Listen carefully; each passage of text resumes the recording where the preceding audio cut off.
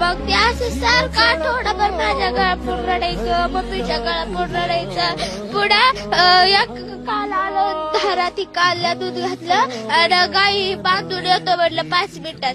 मग लय वेळ उशीर झाला, दुसऱ्याच्या धाडात गाय गेलत्या. मग मम्मीन मी पळत गेला तर गळ फास घेऊन झालं झाडा. आहे का धमक? धमक आहे का?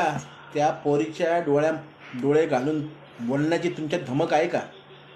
सरकार बांगड्या भरा आणि सत्तेतनं पाय उतरवा. हे तुमच्या कर्माची फळं महाराष्ट्र जनतेला भोगावं लागतं. ते आता ह्याच्यापुढं ते मुळशी पॅटर्नमध्ये तो पोलीस अधिकारी काय म्हणतोय, ह्याच्यानंतर फक्त पोस्टमॉर्टम मोजायचे.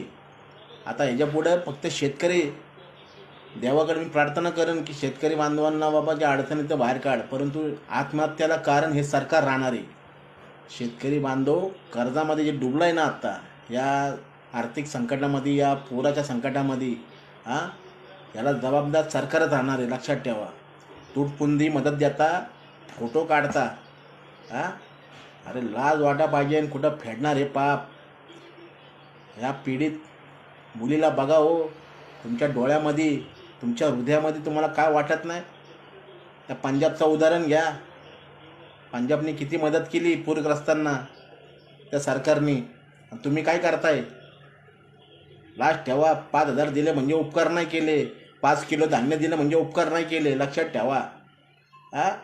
योग्य ती शेतकऱ्यांना मदत करा. माझ्या शेतकऱ्यां बांधवांना मी विनंती करतो, टोकाचं कुठलं पाऊल उचलू नका. आत्महत्या हा पर्याय असू शकत नाही.